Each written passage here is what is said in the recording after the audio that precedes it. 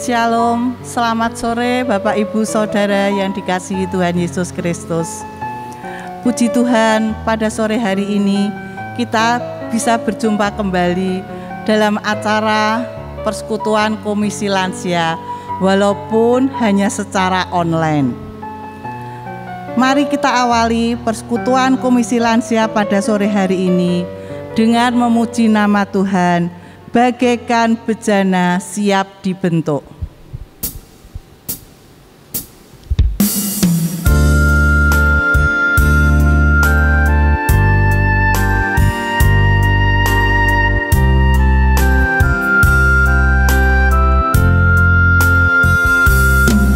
Bagaikan bejana siap dibentuk, demikian hidupku di tanganmu.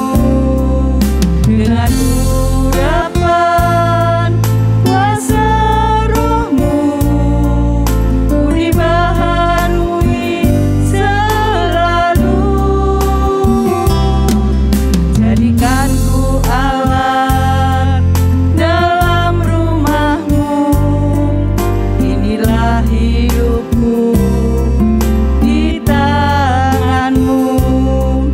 Bentuklah turut kehendakmu, pakailah sesuai rencanamu.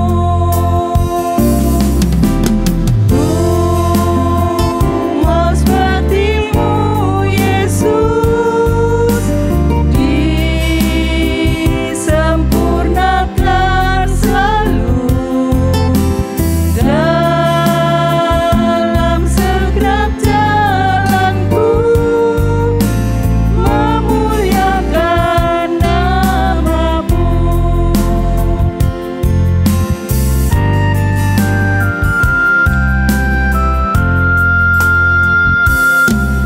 Bagaikan bejana siap dibentuk, demikian hidupku di tanganmu.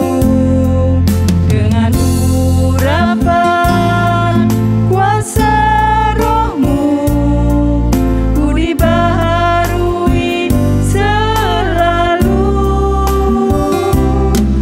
Jadikan ku alat dalam rumahmu, inilah hidupku di tanganmu. Bentuklah turut kehendakmu, pakailah sesuai rencanamu.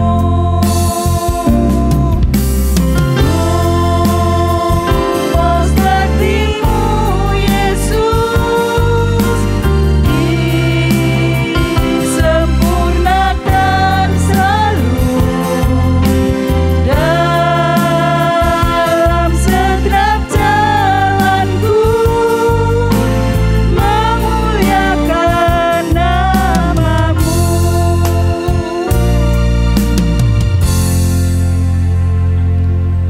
Doa pembukaan akan disampaikan oleh Ibu Yohana Leander. Waktu dan tempat saya persilahkan. Mari kita berdoa. Bapa Surgawi, kami mengucap syukur kepadamu karena pada sore hari ini kembali Komisi Lansia boleh mengadakan ibadah secara online. Berikan kerinduan di dalam hati kami untuk senantiasa rindu mendengarkan kebenaran firman-Mu, mengisi diri dengan hal-hal yang sungguh Engkau mau agar kami boleh bertumbuh. Bapa, kami menyerahkan ibadah pada sore hari ini sepenuhnya ke dalam tangan Tuhan. Engkau yang berkarya, Engkau yang menolong kami untuk mengerti kehendak-Mu. Dalam nama Tuhan Yesus kami sudah berdoa. Amin. Saatnya kita akan mendengarkan firman Tuhan yang akan disampaikan oleh pendeta muda Yesaya dengan tema tidak melihat namun percaya. Untuk menghantarkan firman Tuhan, mari kita naikkan satu pujian, percaya bukan karena melihat.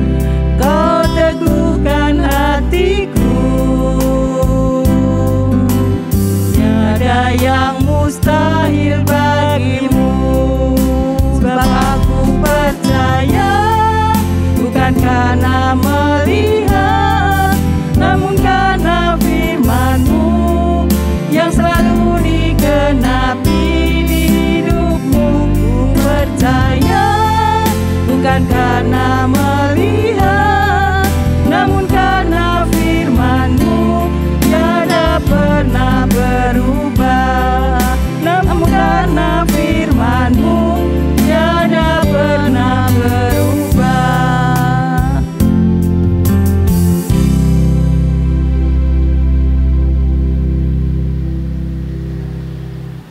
Selamat sore, oma-oma dan opa-opa sekalian yang saya kasih dalam Tuhan. Mari sebelum kita mendengarkan firman Tuhan, kita akan masuk di dalam doa. Mari kita berdoa. Bapa kami yang maha baik, kami mengucap syukur ya Tuhan, pada kesempatan sore hari ini, kaum lansia dapat bersama-sama mengikuti persekutuan, meskipun secara online.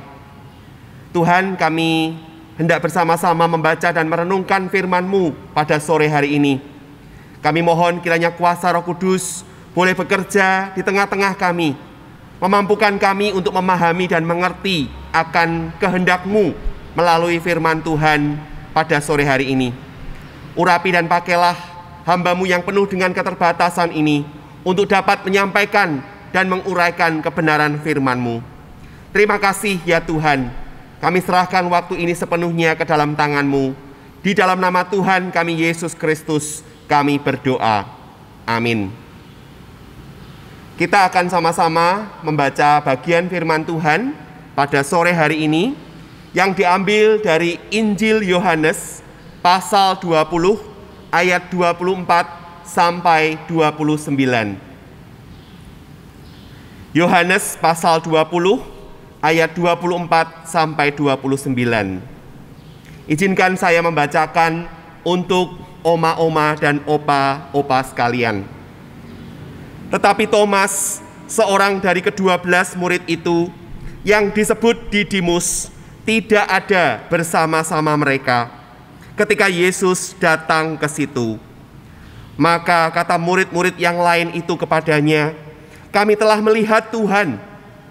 Tetapi Thomas berkata kepada mereka, "Sebelum aku melihat bekas paku pada tangannya, dan sebelum aku mencucukkan jariku ke dalam bekas paku itu, dan mencucukkan tanganku ke dalam lambungnya, sekali-kali aku tidak akan percaya." 8 hari kemudian, murid-murid Yesus berada kembali dalam rumah itu, dan Thomas bersama-sama dengan mereka.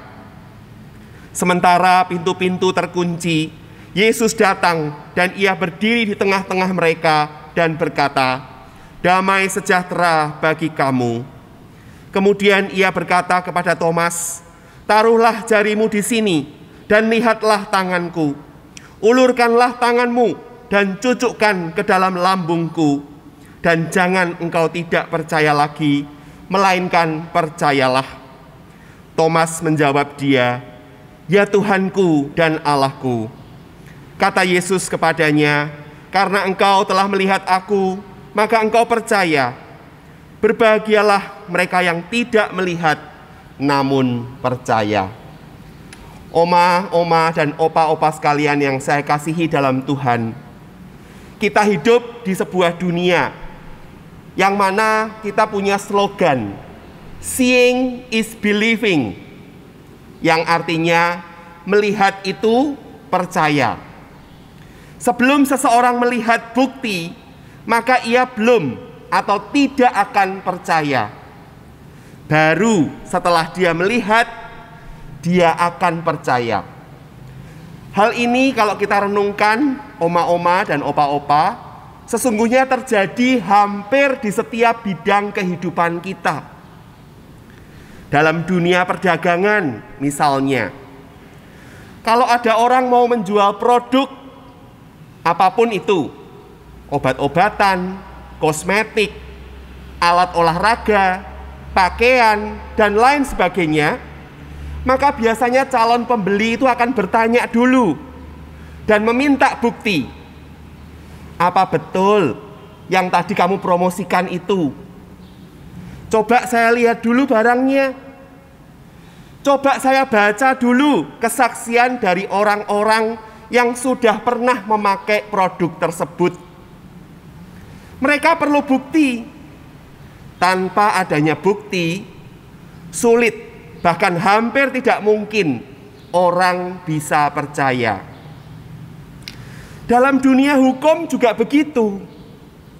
Sebuah pengadilan tidak akan mengambil vonis untuk memutuskan apakah seseorang itu layak disebut terpidana dan dijatuhi hukuman sebelum mereka bisa menemukan ada bukti-bukti. Makanya banyak bukti lalu dikumpulkan. Bahkan saksi-saksi juga dihadirkan supaya pihak pengadilan percaya. Dalam dunia medis juga demikian. Seorang dokter baru akan melakukan tindakan kepada pasien kalau dokter itu sudah melihat riwayat kesehatan dari pasien. Kalau dokter itu sudah melihat hasil-hasil tes dari pasien yang bersangkutan, baru dokter itu akan mengambil tindakan. Pendeknya, oma-oma dan opa-opa, orang tidak akan percaya kalau belum melihat bukti. Kendati demikian, oma-oma dan opa-opa, kita juga menyadari bahwa hal ini tidak sepenuhnya dapat diterapkan dalam segala hal. Seorang pendeta bernama Wahyu Pramudia berkata, "Ada banyak hal yang tidak kita lihat, namun toh kita mempercayai keberadaannya. Misalnya, nyawa kita. Kalau kita ditanya, apakah kita punya nyawa? Oh iya dong, punya. Lalu diminta, tunjukkan dong nyawa itu. Kita bingung ya, di mana ya? Lalu kemudian bisa saja kita juga ditanya, apakah kita punya otak? Oh iya dong, punya. Buktinya saya bisa mikir. Tapi orang lalu bertanya, kalau gitu tunjukkan dong di mana otaknya. Wah, kita gelagapan ya, oma opa.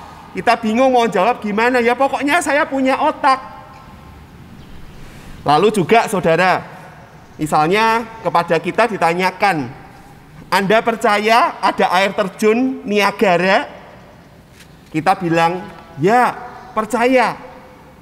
Lah memangnya kita sudah pernah lihat air terjun Niagara? Mungkin bagi oma-oma atau opa-opa yang sudah pernah ke negara Kanada, mungkin akan dengan mantap menjawab, oh iya, aku sudah lihat, aku sudah pernah ke sana. Tapi hampir sebagian kita yang belum pernah ke Kanada, agaknya kita akan sulit ya sebetulnya ya untuk mengatakannya dengan yakin. Tapi kita bisa menjawab, ya aku percaya ada air terjun itu. Loh kok bisa percaya? Nah itu di kalender itu ada gambar itu. Ya saya lihat gambar ada air terjun besar namanya Niagara. Saya percaya itu ada. Walaupun saya belum melihatnya. Dalam kehidupan iman kita, oma-oma dan opa-opa, ada banyak orang Kristen yang juga demikian. Kalau mereka tidak melihat ada fakta yang kasat mata dan bukti yang masuk akal, mereka tidak percaya. Dan itulah persisnya yang Thomas lakukan di dalam perikop yang kita baca pada hari ini. Pada saat Yesus menampakkan diri kepada murid-murid lainnya, Thomas tidak ada di sana. Maka ketika Thomas diberitahu oleh teman-temannya bahwa mereka sudah melihat Yesus, maka Thomas berkata, sebelum aku melihat bekas paku pada tangannya, dan sebelum aku mencucukkan jariku ke dalam lambungnya, sekali-kali aku tidak akan percaya. Pertanyaannya, oma-oma dan opa-opa sekalian, apa yang membuat Thomas tidak percaya? Mengapa ia sampai harus meminta bukti?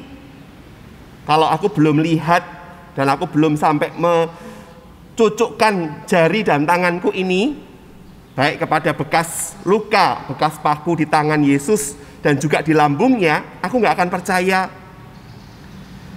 Nah, oma-opa dan opa-opa sekalian, paling tidak ada 3 hal yang menyebabkan ketidakpercayaan Thomas itu.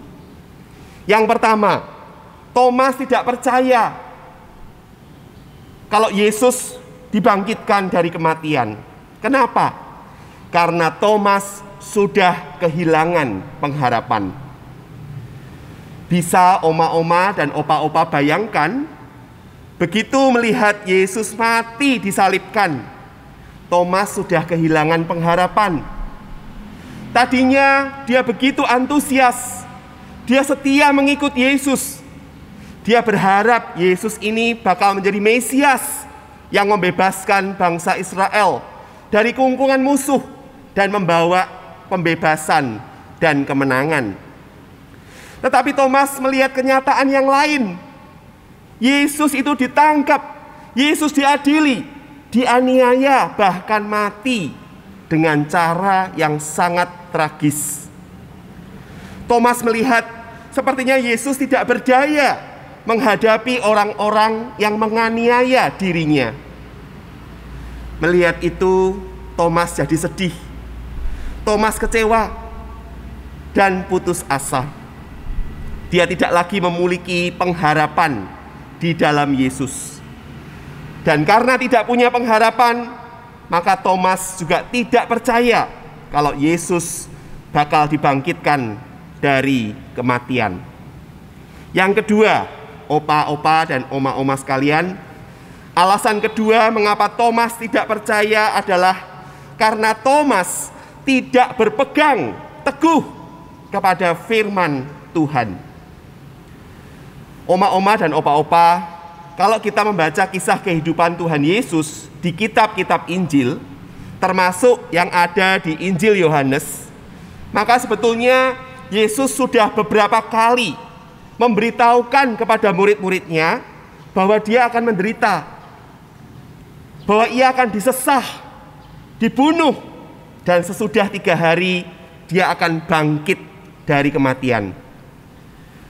Coba nanti oma-oma dan opa juga bisa lihat di dalam Markus 10 ayat 34, ayat pasal 14 ayat 28. Demikian juga di dalam Injil Yohanes pasal 2 ayat 20 sampai 22. Nah, seandainya saja Thomas mengingat, Thomas memperhatikan dan mengamini firman Tuhan. Apa yang Yesus ucapkan ini, maka tentu Thomas tidak akan dengan mudah, tentu Thomas akan dengan mudah percaya akan kebangkitan Tuhan Yesus. Tapi sayang, Thomas tidak memegang perkataan Yesus itu. Dia mengabaikan dan dia melupakan firman yang sudah pernah Tuhan sampaikan. Oma-oma dan opa-opa sekalian, pada poin ini maka saya ingin mengajak kepada setiap kita bahwa mempelajari firman Tuhan itu satu hal yang baik. Tapi jangan kita lupa bahwa kita juga perlu mempercayai apa yang dinyatakan, apa yang ditulis di dalam firman Tuhan itu. Jadi itu harus jadi satu set begitu ya, oma-oma dan opa-opa. Bukan cuma kita membaca dan mempelajarinya, tapi kita juga mempercayai dan menghayatinya, mempraktekkannya dalam kehidupan kita. Dan itulah artinya berelasi dengan Tuhan. Yang ketiga, alasan mengapa Thomas tidak percaya akan kebangkitan Yesus adalah karena Thomas berpusat pada dirinya sendiri dan bukan kepada Tuhan. Ia lebih mengandalkan mata dan tangannya, dan ia tidak mau membuka telinga dan hatinya terhadap berita kebangkitan Tuhan Yesus. Dia lebih mengutamakan pengamatan dan pemahamannya sendiri ketimbang firman Tuhan. Oma-oma dan opa-opa, saat ini banyak orang Kristen seperti Thomas. Mereka sudah kehilangan pengharapan. Mereka tidak lagi berpegang teguh alias mengabaikan firman Tuhan dan berpusat pada dirinya sendiri. Pengamatan dan pengalaman mereka sendirilah yang mereka utamakan, bukan firman Tuhan. Untuk bisa percaya pada Tuhan, mereka lalu minta bukti-bukti. Harus ada bukti konkret dulu. Harus ada tanda-tanda dan mujizat-mujizat dulu. Baru saya akan percaya. Namun syukur pada Tuhan, oma-oma dan opa sekalian, karena 8 hari kemudian, Yesus menampakkan dirinya lagi kepada murid-muridnya. Dan Thomas termasuk salah satu yang ada di situ. Yesus tidak mengabaikan Thomas. Yesus tetap mau merangkul dan meladeni Thomas. Dia mau datang untuk meneguhkan iman Thomas. Yesus meminta Thomas agar menaruh jarinya di tangan Yesus, mencucukkan jarinya ke lambung Yesus. Dan Yesus kemudian berpesan, dikatakan di ayat yang ke-27, dan jangan engkau tidak percaya lagi, melainkan percayalah. Saat itulah oma dan opa, Thomas kemudian mengakui bahwa Yesus adalah Tuhan dan Allah. Lalu Yesus menutup perbincangan itu dengan berpesan, karena engkau telah melihat aku, maka engkau percaya. Berbahagialah mereka yang tidak melihat namun percaya. Oma-oma dan opa-opa sekalian yang saya kasihi dalam Tuhan, ada seorang pendeta, memang tidak di Indonesia ya, dia di luar negeri, di Amerika, yang bernama Timothy Keller. Dia juga adalah seorang pembicara dan penulis buku-buku Kristen. Di usianya yang sudah memasuki kepala 70 tahun, di mana dia ingin sebetulnya menikmati hari-hari tuanya bersama dengan istri, anak-anak, cucu-cucunya. Ternyata oleh dokter pendeta Tim Keller ini dinyatakan menderita sebuah penyakit, yaitu kanker pankreas. Dia baca-baca statistik, dia coba lihat, ternyata memang kanker ini lebih ganas daripada jenis-jenis kanker yang lain. Sehingga kemungkinan besar waktu yang tersisa, yang tinggal untuk seseorang bisa bertahan ketika dia menderita penyakit kanker pankreas ini sangatlah pendek. Oma-oma dan opa-opa sekalian, bagaimana dia sebagai seorang pendeta menghadapi hal ini? Kalau biasanya dialah yang menghibur dan menguatkan, dia yang datang mengunjungi dan mendoakan jemaatnya yang sedang mengalami penyakit atau apapun itu sakitnya ya. Kini pendeta Tim Keller justru harus menghadapi penyakit yang ada pada tubuhnya sendiri. Tentu ini bukan sebuah hal yang mudah dan bisa diterima begitu saja. Namun oma-oma dan opa-opa sekalian, satu hal yang sangat indah dikatakan oleh pendeta Tim Keller ini. Dia berkata, kehendak Allah itu baik dan sempurna. Kehendak Allah itu baik dan sempurna. Waktu Tuhan itu sempurna. Saya memang tidak tahu pada hari yang mana Tuhan akan memanggil saya. Pada hari mana saya akan meninggal dunia. Tetapi saya yakin bahwa hari itu adalah hari yang baik dan tepat. Bahkan menurut satu artikel yang saya juga baca, oma-oma dan opa sekalian, pendeta Tim Keller ini ketika dia mengalami sakit kanker pankreas ini, dia mengatakan bahwa dia semakin dekat dengan Tuhan. Imannya semakin kuat. Dia menjalani hidupnya dengan sangat bersukacita. Ya, dia menikmati hari-hari kehidupannya. Walaupun tentu bukan berarti bahwa dia tidak menangis dan sedih. Ada hari-hari juga di mana dia sedih dan menangis. Dan mungkin dia bertanya-tanya, Tuhan, apa yang sedang Engkau mau lakukan dalam hidupku? Namun sekali lagi, oma-oma dan opa sekalian, pendeta Tim Keller mengatakan bahwa kehendak Allah itu adalah baik dan sempurna. Sehingga meskipun dia belum melihat dan bahkan mungkin masih belum juga tahu apa yang bakal terjadi dalam hidupnya, namun pendeta Tim Keller percaya bahwa Tuhan itu punya kehendak yang baik atas hidupnya. Dia tidak ragukan hal itu.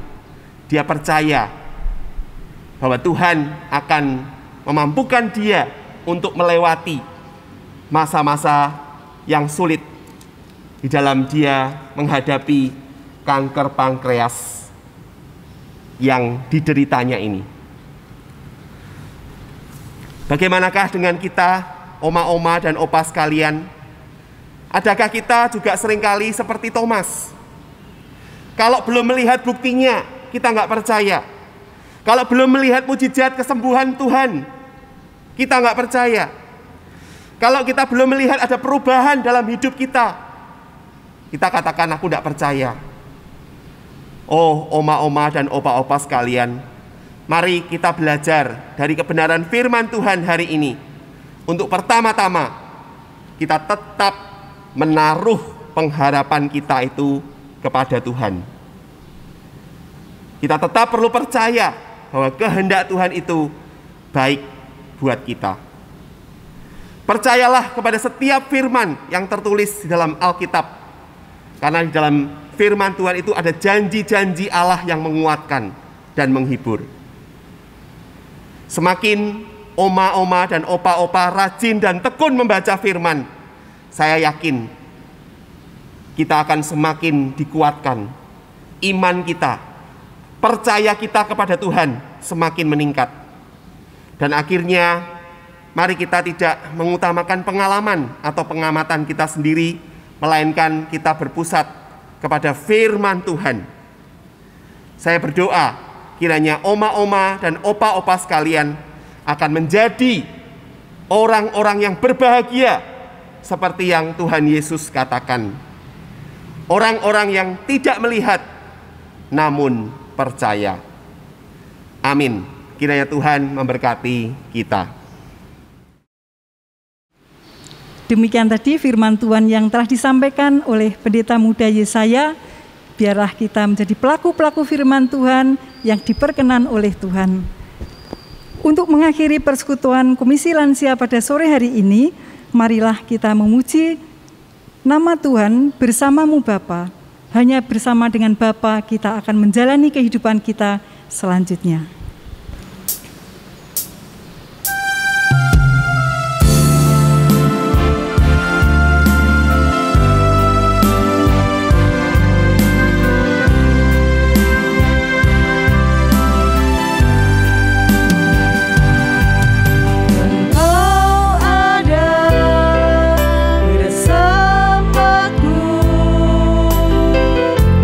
Di setiap musim hidupku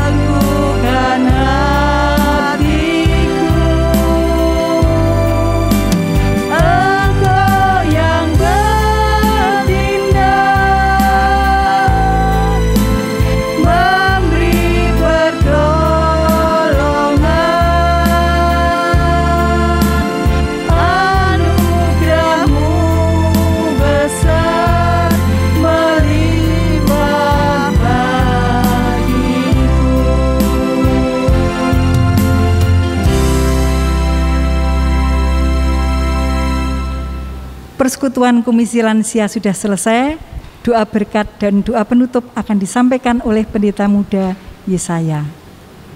Oma-oma dan opa-opa sekalian yang dikasihi Tuhan, mari kita masuk di dalam doa.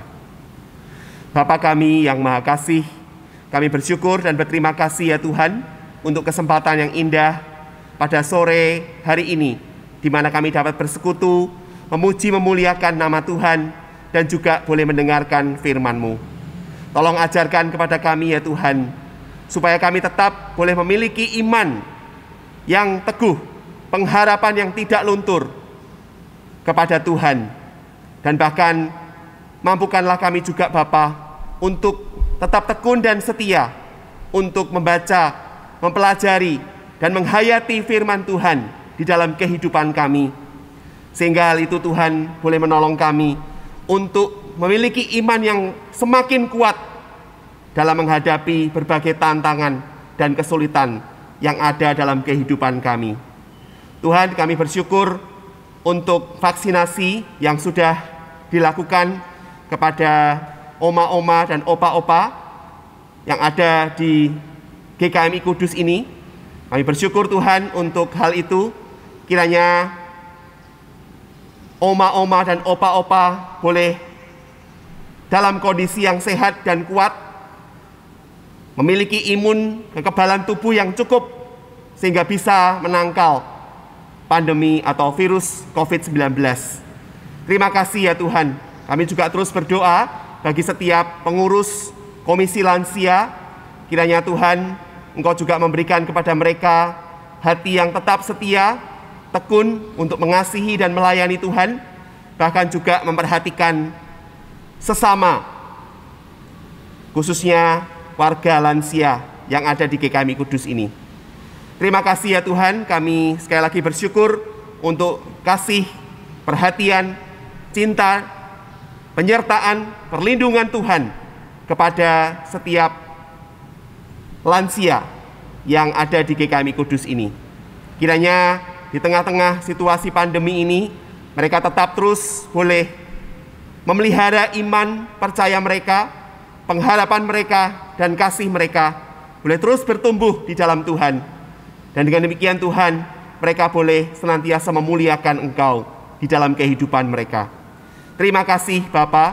Akhirnya kami menyerahkan akan setiap pergumulan yang dihadapi oleh jemaat lansia di GKMI Kudus ini. Tuhan yang kiranya juga akan menolong mereka untuk senantiasa berharap kepada Tuhan, bergantung dan bersandar kepada Tuhan, sehingga Tuhan mereka dimampukan untuk menghadapi setiap persoalan, pergumulan hidup yang mereka alami. Terima kasih Bapa.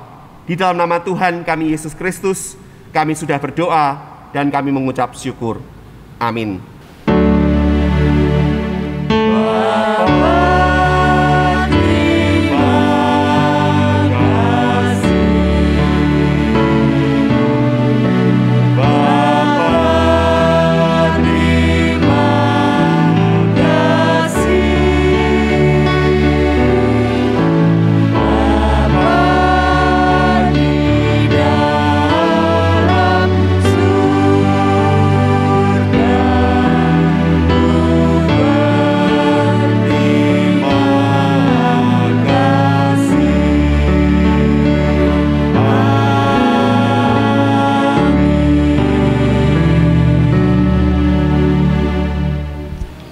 Selamat Hari Kartini untuk seluruh perempuan Indonesia.